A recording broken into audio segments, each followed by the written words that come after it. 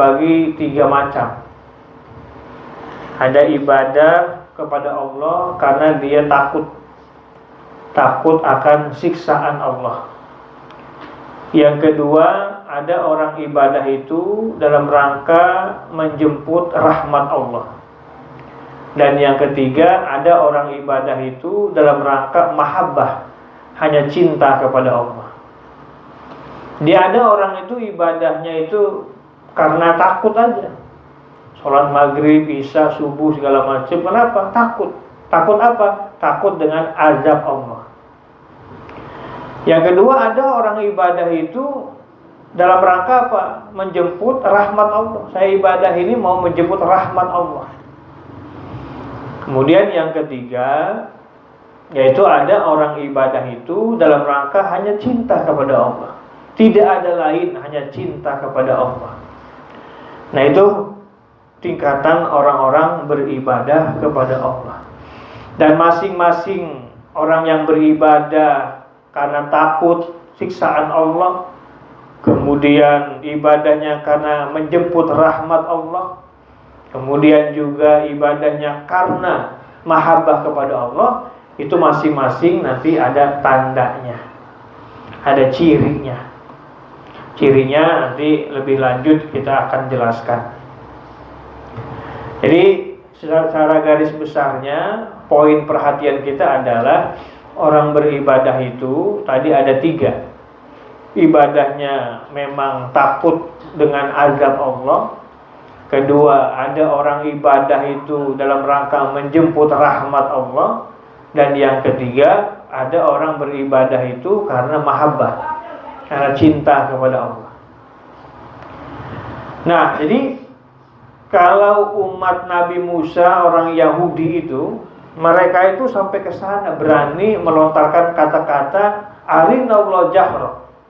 Coba perlihatkan kepada kami Allah dengan terang-terangan, dengan nyata.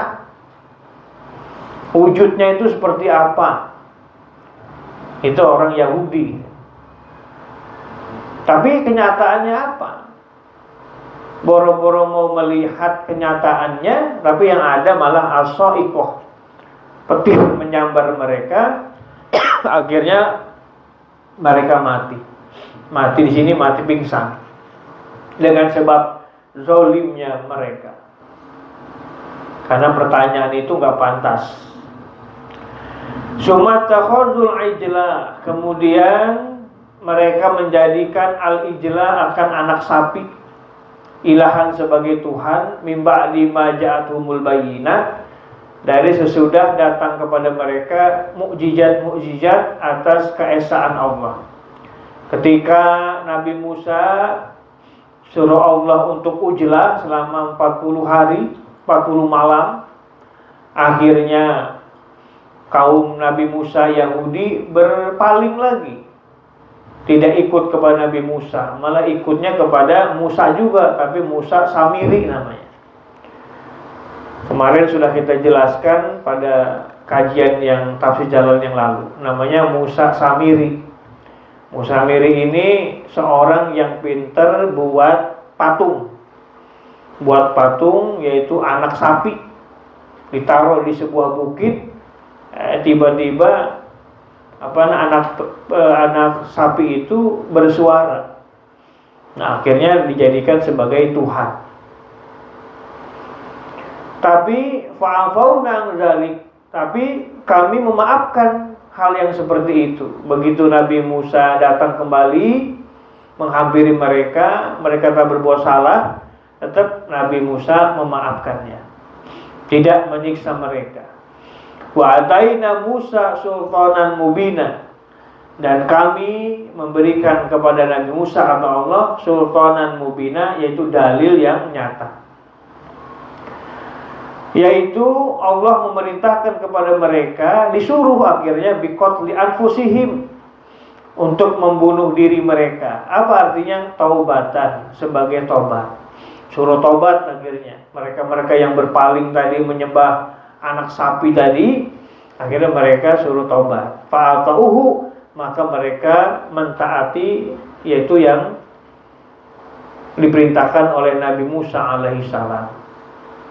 Wa rafa'na fawqahum tur, dan kami mengangkat di atas mereka atur ke gunung Tur Sina, bimisakihim, dengan sebab perjanjian mereka. Supaya apa? Supaya mereka takut dan mereka menerimanya. Wa qulna lahum, dan kami berkata kepada mereka bahwa Nabi Musa itu adalah mudzalun alaihim, itu orang yang diangkat sebagai utusan mereka.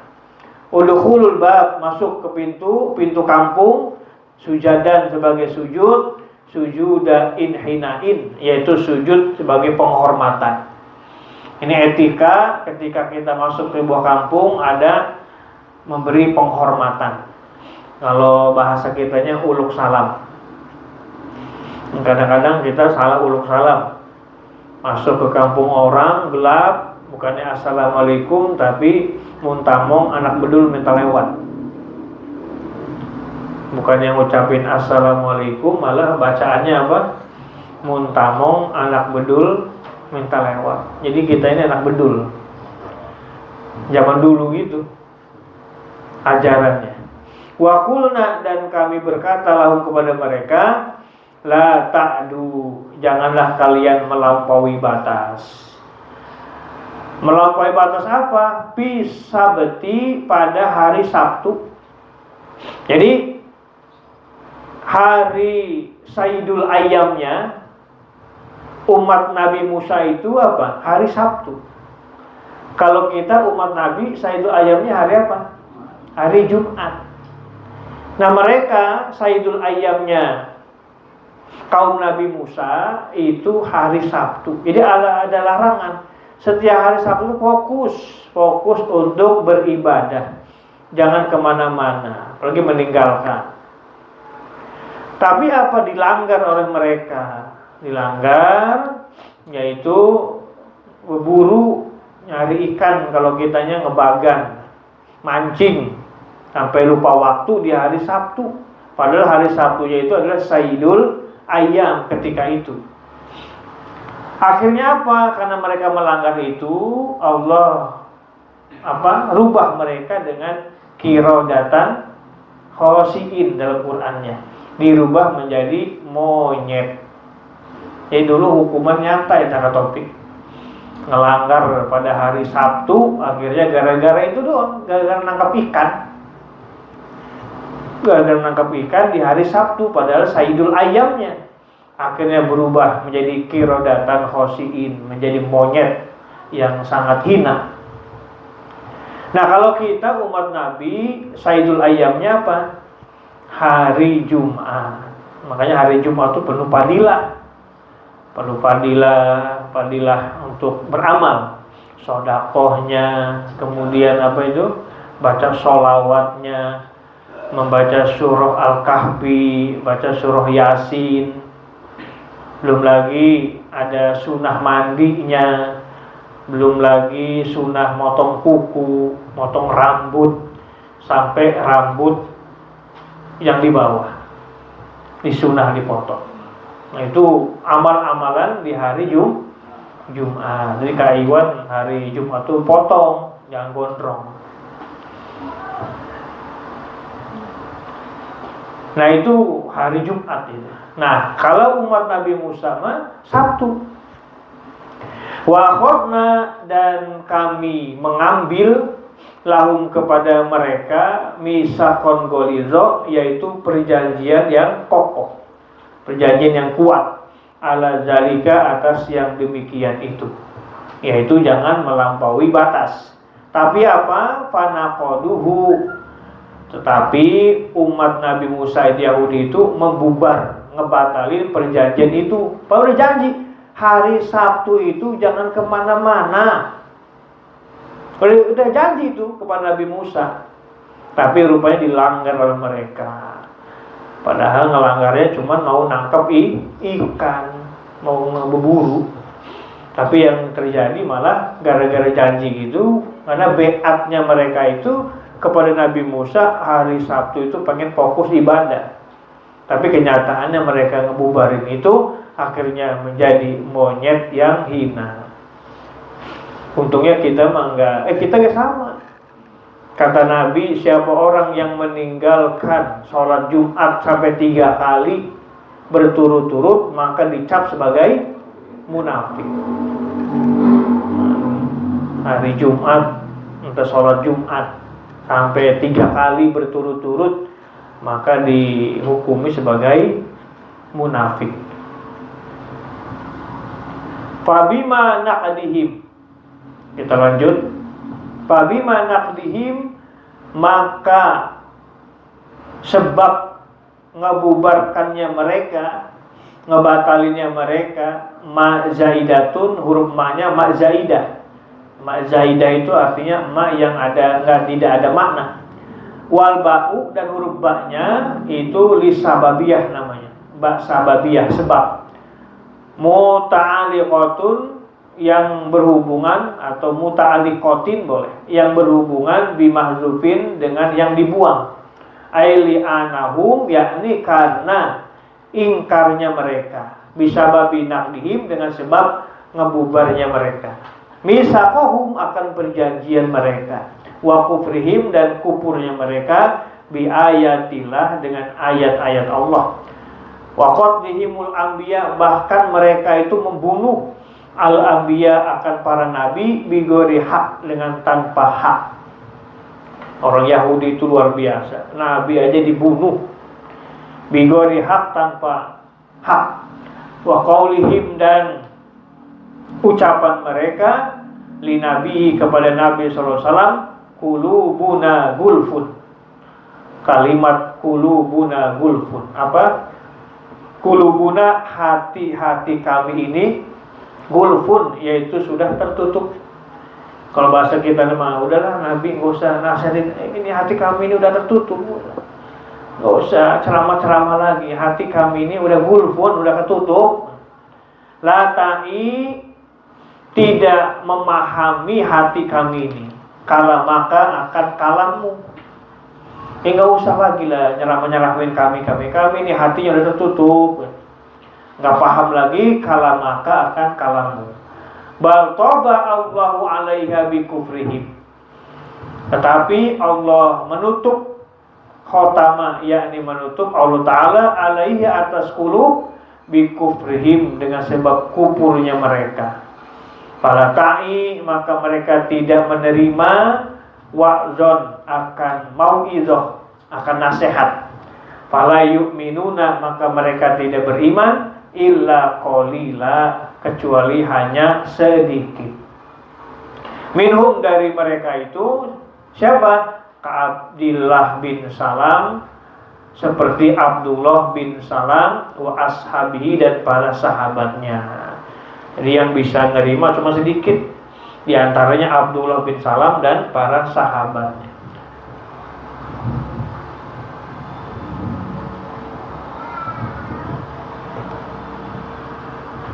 Wa bi kufrihim, insyaallah nanti akan kita lanjutkan pada malam Sabtu yang akan datang.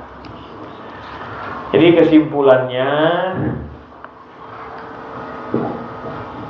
kita jangan sampai terbetik dalam hal ibadah itu seperti orang yang berlebihan. Berlebihan itu artinya kita ibadah pengen Allah itu ada di depan kita. Masih mendingan yang kita pikirin itu adalah perbaiki aja ibadah kita. Karena untuk mencapai derajat Allah itu bisa dilihat secara hati, itu melalui tahapan-tahapan yang luar biasa. Di antaranya melalui riyadoh-riyadoh dalam hal ibadah. Maka dalam pemahaman kita, dalam Ahlus Sunnah wal Jamaah, tadi sudah kita sampaikan, untuk mencapai ibadah kita ini, kita bisa melihat secara qulub, secara hati kepada Allah, yaitu melalui tahapan sampai derajat yang namanya ihsan. Nah, ihsan ini adalah tingkat makom yang setelah melalui rangkaian-rangkaian, yaitu dari keimanan.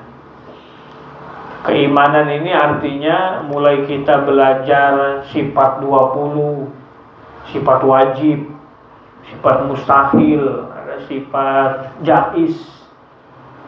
Begitu juga nanti belajar sifat Rasul, wajib Rasul, mustahil Rasul, jaiz kepada Rasul. Sampai ke sana.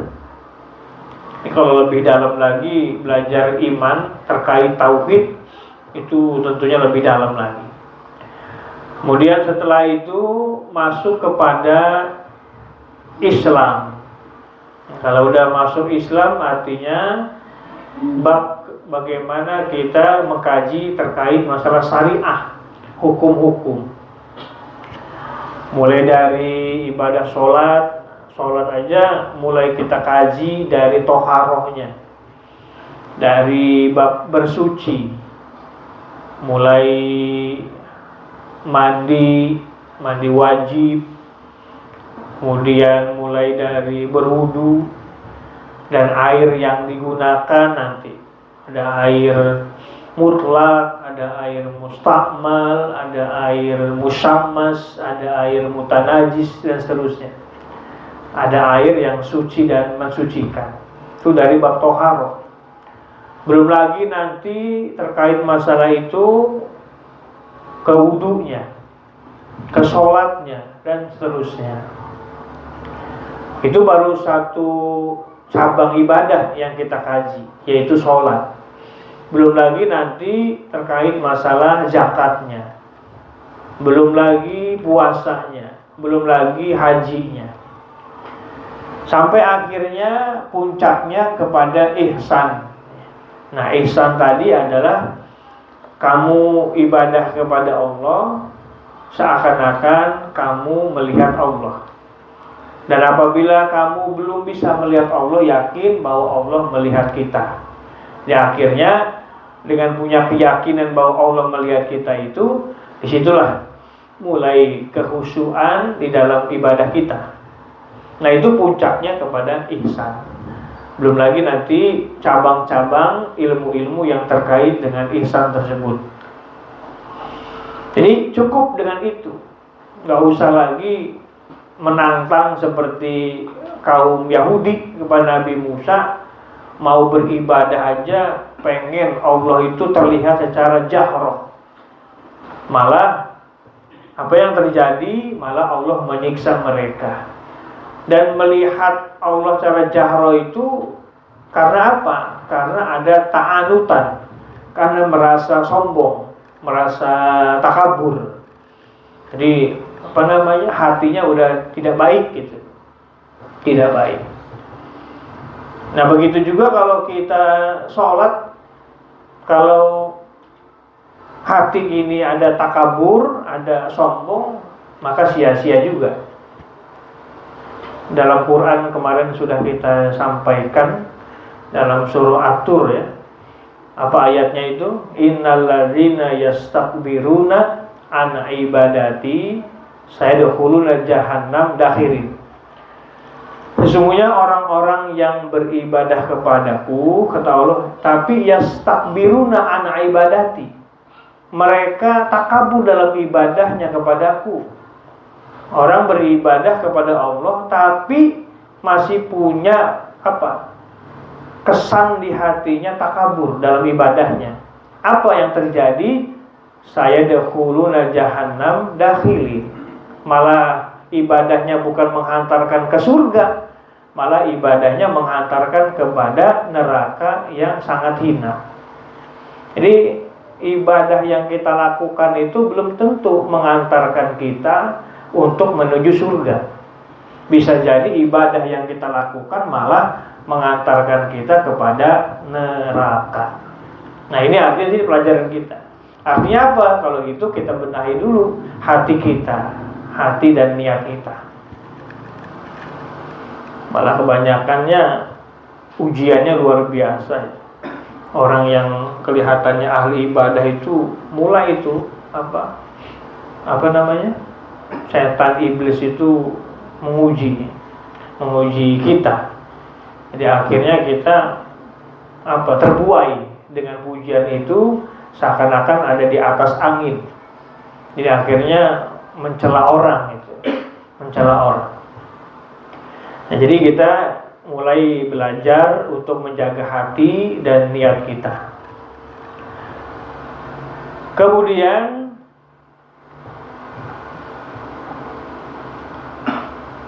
di pelajaran kita orang Islam Sayyidul Ayyamnya yaitu hari Jumat. Nah, maka di hari Jumat itu mulai kita fokuskan ibadah. Bahkan rangkaian itu dari mulai ibadah asar ya, Kamis asar. Kalau kemarin kita ngaji Marokil Ubudiyah itu mulai setarnya itu dari Kamis asar itu gitu. Mulai niat untuk fokus ibadahnya itu. Dari Kamis asar kita mulai ngisi rangkaian ibadahnya, baca Quran, baca zikir, baca sholawat. Terus sampai ketemu malam Jumat, sampai ketemu pagi lagi, sampai ketemu sholat Jumat. Mulai itu, ngisi ibadah itu. Memfokuskan karena Jumat itu adalah Sayyidul Ayyam, yaitu penghulunya hari, rajanya hari. Nah, kalau sampai kita melanggar hari-hari Jumat itu, apalagi sampai meninggalkan sholat Jumat, itu malah dihukumi apa? Orang munafik. Kecuali ada uzur syar'i. Uzur syar'i itu artinya yang menghalangi dia tidak sholat Jumat. Uzur syar'inya diantaranya mungkin dalam musafir, dalam perjalanan. Nah, itu dikasih rukhsah tidak sholat Jumat, ganti sholat zuhur. Kemudian sedang marid itu sedang sakit, karena sakit akhirnya nggak bisa sholat Jumat, maka akhirnya diganti dengan sholat zuhur. Nah, itu uzur syar'i.